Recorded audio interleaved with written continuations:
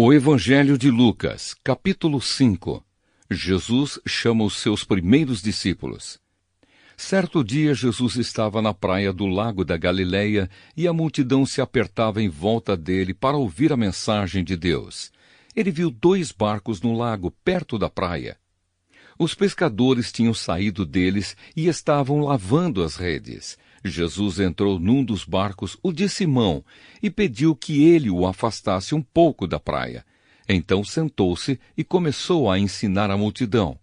Quando acabou de falar, Jesus disse a Simão: "Leve o barco para um lugar onde o lago é bem fundo, e então você e os seus companheiros joguem as redes para pescar."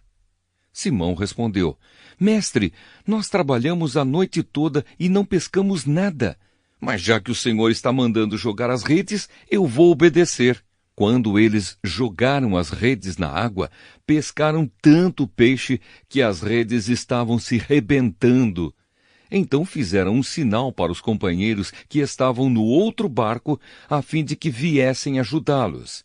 Eles foram e encheram os 2 barcos com tanto peixe que os barcos quase afundaram.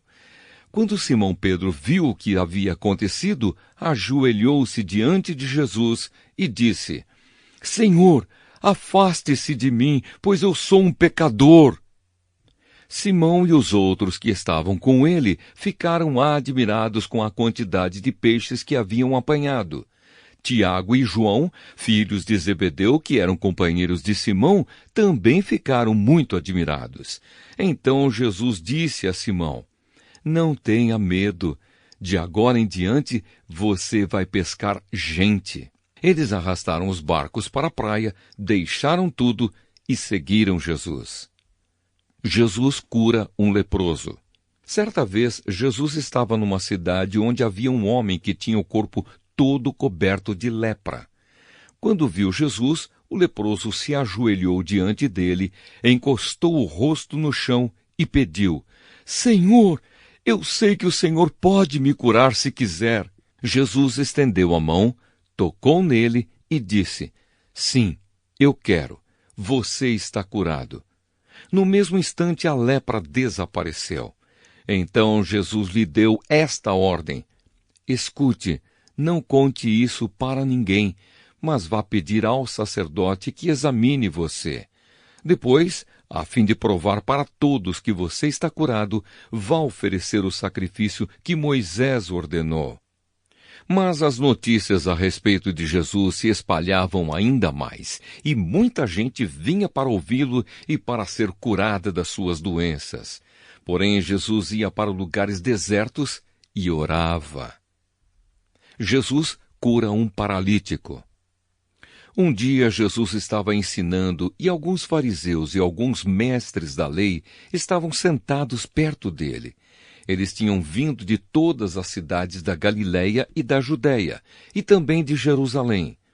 O poder do Senhor estava com Jesus para que ele curasse os doentes. Alguns homens trouxeram um paralítico deitado numa cama e estavam querendo entrar na casa e colocá-lo diante de Jesus. Porém, por causa da multidão, não conseguiram entrar com o paralítico. Então o carregaram para cima do telhado. Fizeram uma abertura nas telhas e o desceram na sua cama em frente de Jesus, no meio das pessoas que estavam ali. Jesus viu que eles tinham fé e disse ao paralítico: "Meu amigo, os seus pecados estão perdoados." Os mestres da lei e os fariseus começaram a pensar: "Quem é este homem que blasfema contra Deus desta maneira? Ninguém pode perdoar pecados, só Deus tem esse poder." Porém, Jesus sabia o que eles estavam pensando e disse: "Por que vocês estão pensando assim? O que é mais fácil dizer ao paralítico: os seus pecados estão perdoados, ou levante-se e ande? Pois vou mostrar a vocês que eu, o Filho do Homem, tenho poder na terra para perdoar pecados." Então disse ao paralítico: "Eu digo a você, levante-se, pegue a sua cama e vá para casa." No mesmo instante, o homem se levantou diante de todos, pegou a cama e foi para casa, louvando a Deus. todos ficaram muito admirados e cheios de medo. Louvaram a Deus, dizendo: que coisa maravilhosa nós vimos hoje! Jesus e Levi. Depois disso, Jesus saiu e viu um cobrador de impostos, chamado Levi, sentado no lugar onde os impostos eram pagos. Jesus lhe disse: venha comigo.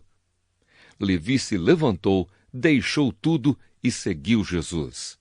Então Levi fez para Jesus uma grande festa na sua casa. Havia ali muitos cobradores de impostos e outras pessoas estavam sentadas com eles. Os fariseus e os mestres da lei, que eram do partido dos fariseus, ficaram zangados com os discípulos de Jesus e perguntaram: por que vocês comem e bebem com os cobradores de impostos e com outras pessoas de má fama? Jesus respondeu: os que têm saúde não precisam de médico, mas sim os doentes.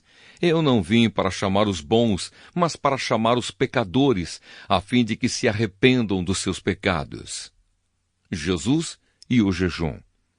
Algumas pessoas disseram a Jesus: os discípulos de João Batista jejuam muitas vezes e fazem orações, e os discípulos dos fariseus fazem o mesmo, mas os discípulos do Senhor não jejuam. Jesus respondeu: vocês acham que podem obrigar os convidados de uma festa de casamento a jejuarem enquanto o noivo está com eles? Claro que não. Mas chegará o tempo em que o noivo será tirado do meio deles. Então sim, eles vão jejuar. Jesus fez também esta comparação. Ninguém corta um pedaço de uma roupa nova para remendar uma roupa velha. Se alguém fizer isso, estraga a roupa nova, e o pedaço de pano novo não combina com a roupa velha. Ninguém põe vinho novo em odres velhos. Se alguém fizer isso, os odres rebentam, o vinho se perde e os odres ficam estragados. Não, vinho novo deve ser posto em odres novos. E ninguém quer vinho novo depois de beber vinho velho, pois diz: o vinho velho é melhor. O Evangelho de Lucas, capítulo 6. Jesus e o sábado. Num sábado, Jesus estava atravessando uma plantação de trigo. Os seus discípulos começaram a colher e a debulhar espigas e a comer os grãos de trigo. Então alguns fariseus perguntaram: por que é que vocês estão fazendo uma coisa que a nossa lei proíbe fazer no sábado? Jesus respondeu: vocês não leram o que Davi fez quando ele e os seus companheiros estavam com fome? Ele entrou na casa de Deus, pegou os pães oferecidos a Deus, comeu e deu também aos seus companheiros. No entanto, é contra a nossa lei alguém comer desses pães. Somente os sacerdotes têm o direito de fazer isso. E Jesus terminou dizendo: o Filho do Homem tem autoridade sobre o sábado. Jesus e o homem da mão aleijada. Num outro sábado, Jesus entrou na sinagoga e começou a ensinar. Estava ali um homem que tinha a mão direita aleijada. Alguns mestres da lei e alguns fariseus ficaram espiando Jesus com atenção para ver se ele ia curar alguém no sábado, pois queriam arranjar algum motivo para o acusar de desobedecer à lei.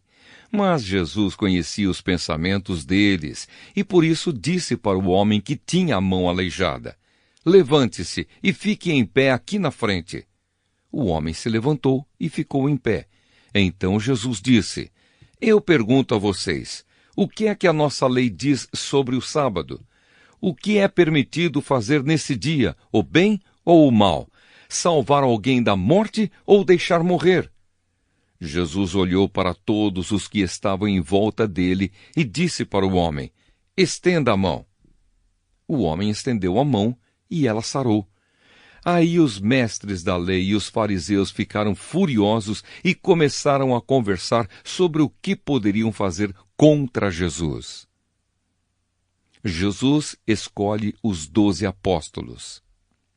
Naquela ocasião, Jesus subiu um monte para orar e passou a noite orando a Deus. Quando amanheceu, chamou os seus discípulos e escolheu 12 deles, e deu o nome de apóstolos a estes 12, Simão, em quem pôs o nome de Pedro, e o seu irmão André, Tiago e João, Filipe e Bartolomeu, Mateus e Tomé, Tiago, filho de Alfeu, Simão, o nacionalista, Judas, filho de Tiago, e Judas Iscariotes, que foi o traidor. Jesus ensina e cura. Jesus desceu do monte com eles e parou com muitos dos seus seguidores num lugar plano. Uma grande multidão estava ali. Era gente de toda a Judéia, de Jerusalém e das cidades de Tiro e Sidom, que ficam na beira do mar. Eles tinham vindo para ouvir Jesus e para serem curados das suas doenças. Os que estavam atormentados por espíritos maus também vieram e foram curados. Todos queriam tocar em Jesus, porque dele saía um poder que curava todas as pessoas. Felicidade e infelicidade. Jesus olhou para os seus discípulos e disse: Felizes são vocês os pobres, pois o reino de Deus é de vocês. Felizes são vocês que agora têm fome, pois vão ter fartura. Felizes são vocês que agora choram, pois vão rir.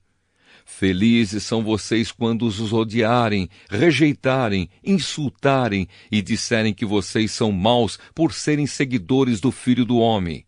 Fiquem felizes e muito alegres quando isso acontecer, pois uma grande recompensa está guardada no céu para vocês. Pois os antepassados dessas pessoas fizeram essas mesmas coisas com os profetas. Mas ai de vocês que agora são ricos, pois já tiveram a sua vida boa.